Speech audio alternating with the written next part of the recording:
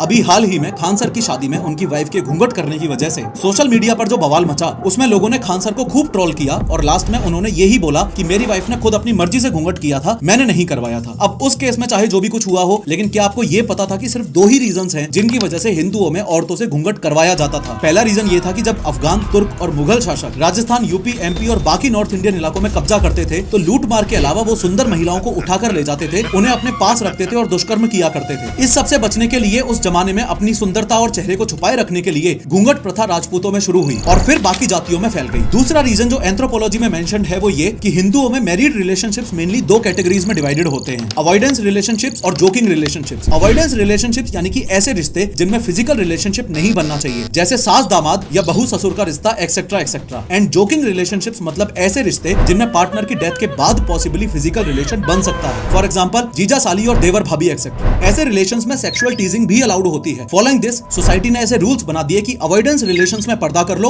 और joking relations में नहीं। लॉजिकली देखा जाए तो पहले के जमाने में घूंघट करने का एक ठोस कारण हुआ करता था, और आज के जमाने में औरतों से जो घूंघट करवाया जाता है वो सिर्फ एक पैट्रियार्कल सोच को थोपने का जरिया बनके रह गया है। और गजब की बात यह है कि सोसाइटी के प्रेशर के साथ साथ सास इस मानसिकता के साथ अपनी बहुओं से घूंघट करवा रही है कि हमने सहा था तो तू भी सह।